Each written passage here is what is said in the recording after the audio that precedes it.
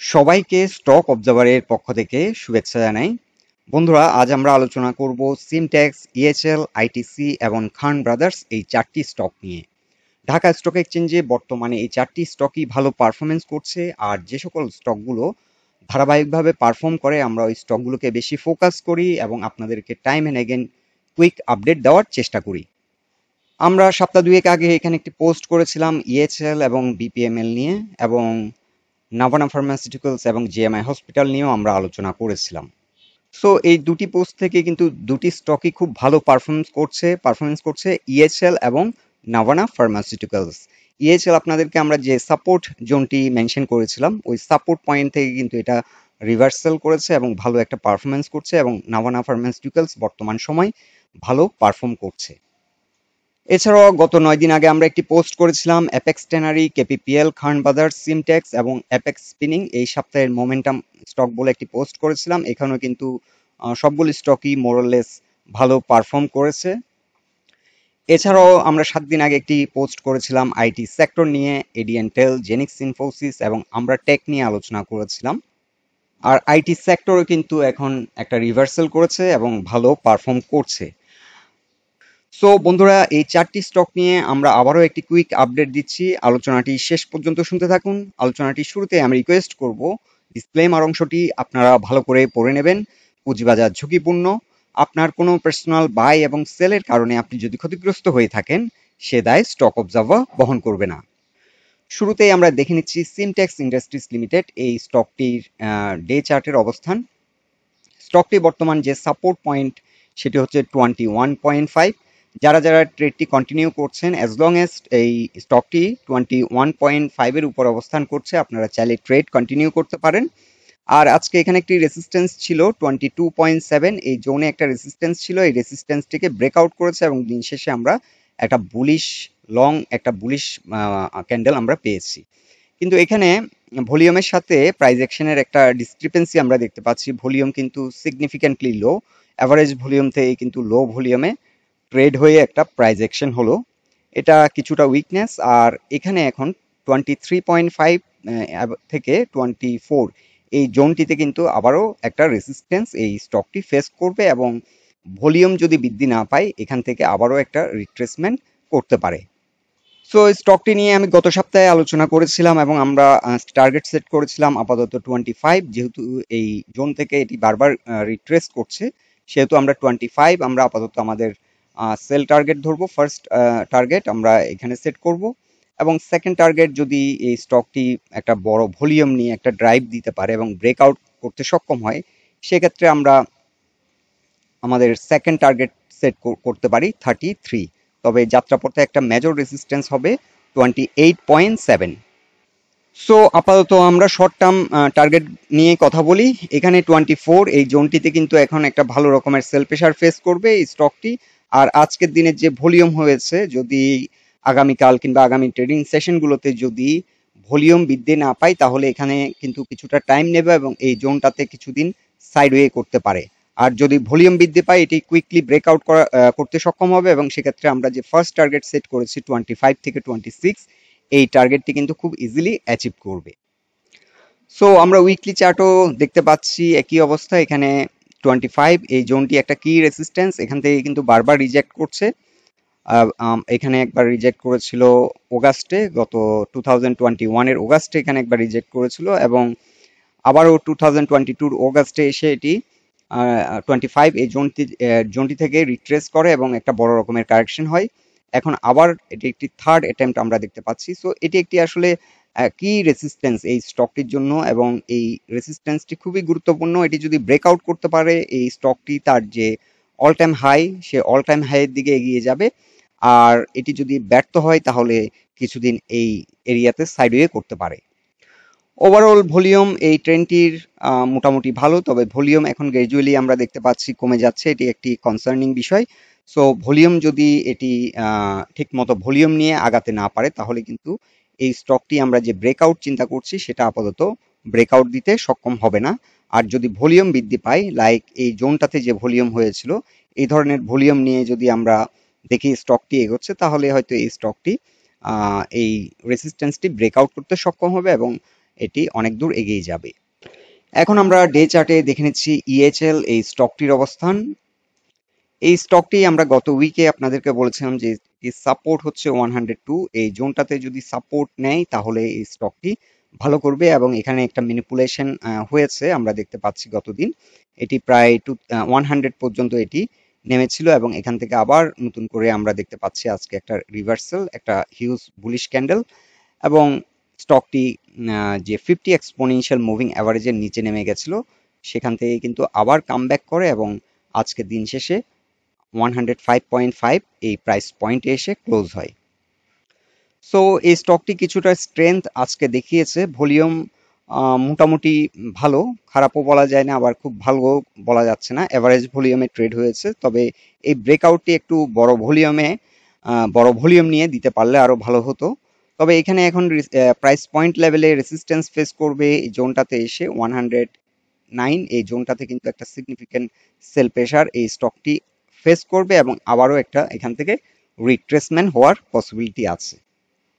Day চার্টে আমরা এখানে একটি প্যাটার্ন আইডেন্টিফাই করেছি, একটি ফলিং ওয়েজ প্যাটার্ন এখানে ক্রিয়েট হয়েছে এবং এই প্যাটার্নটি ব্রেকআউট করার কারণে এই স্টকটি আবারও একটা ড্রাইভ দিয়েছে এবং স্টকটি হয়তো এখান থেকে 100 যে আমরা ভলিউমের যে অবস্থা দেখছি সেক্ষেত্রে হয়তো 109 এই জোন থেকে আবার রিট্রেস করার সম্ভাবনা অনেক বেশি। সো যারা যারা এখন এই ট্রেডে অবস্থান করছেন, এই স্টকটিতে ট্রেড নিয়েছেন, তাদের জন্য আমরা টার্গেট সেট করব।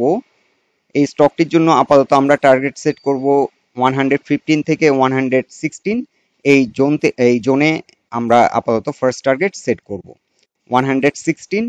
এটি এই ট্রেন লাইন বরাবর এসে কিন্তু রেসিস্ট্যান্স ফেস করবে। এর আগে এই ট্রেনটি ব্রেকডাউন করার পরে কিন্তু একটা বড় রকমের পতন হয়। এখন এটি যেহেতু রিভার্সাল করছে, এই ট্রেন লাইন বরাবর এসে এটি রেসিস্ট্যান্স ফেস করবে। সো আমাদের এখন ফার্স্ট টার্গেট হবে 117 এবং যাত্রাপথে এটি এখন একটা বড় বাধা ফেস করবে 109। আর স্টকটির আপনাদেরকে সাপোর্ট আমরা মেনশন করেছি 104 এখন সাপোর্ট হিসেবে কাজ করবে। আর এটি যদি ব্রেকডাউন করে তাহলে 101, এই 101 থেকে 102 এই জোনে এসে আবার সাপোর্ট নেবে এবং তারপরে যে সাপোর্টটি একটি স্ট্রং সাপোর্ট সেটি হচ্ছে 95। আর এই স্টকটি ট্রেডিং করার জন্য একটি ভালো স্টক, অ্যাজ ওয়েল অ্যাজ এই স্টকটি কিন্তু ফান্ডামেন্টালি অনেক স্ট্রং। সো অনেকেই কিন্তু এই স্টকটি লং টার্ম হোল্ড করছেন এবং এই স্টকটিকে আমরা একটি ইনভেস্টিং ক্যাটাগরির গুড স্টকও বলতে পারি।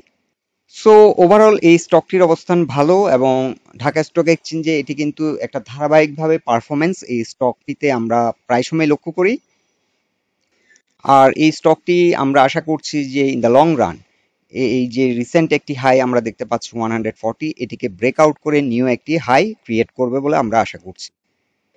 এখন আমরা ডে চার্টে দেখে নিচ্ছি আইটিসি এই স্টকটির অবস্থান। এই স্টকটি লাস্ট ডে 42 এই জোনে এসে কিন্তু রেসিস্ট্যান্স ফেস করছিল এবং এখান থেকে কিন্তু কিছুটা রিট্রেস হয়, এটি আপ টু 42.6 পর্যন্ত হিট করে এবং আজকে কিন্তু আমরা দেখতে পাচ্ছি এই রেসিস্ট্যান্সটি ব্রেকআউট করে কিছুটা উপর অবস্থান করছে।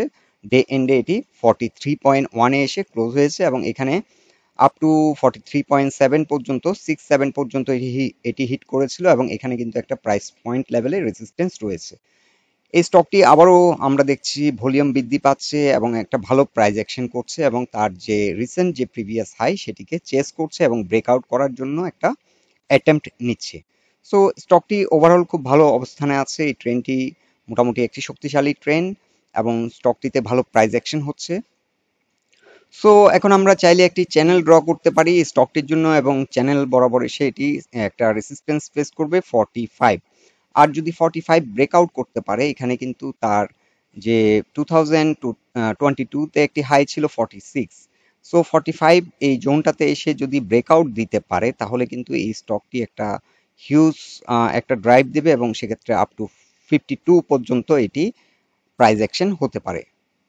সো আপাতত আমাদের টার্গেট আমরা সেট করব 45 থেকে 46, এই জোনে এসে কিন্তু একটা বড় রকমের সেল প্রেসার এই স্টকটি ফেস করবে এবং বর্তমান যে মার্কেট সিচুয়েশন, এই মার্কেট সিচুয়েশনে এই স্টকটি এই রেসিস্ট্যান্সটি ব্রেকআউট করতে সক্ষম হবে বলে আমার পার্সোনালি মনে হচ্ছে না, কারণ মার্কেটে ভলিউম কিন্তু খুবই কম এবং স্টকগুলো কিন্তু এই স্টকটিতে যদিও ভলিউম কিছুটা বৃদ্ধি পেয়েছে কিন্তু ধারাবাহিক ভলিউমটা খুবই গুরুত্বপূর্ণ।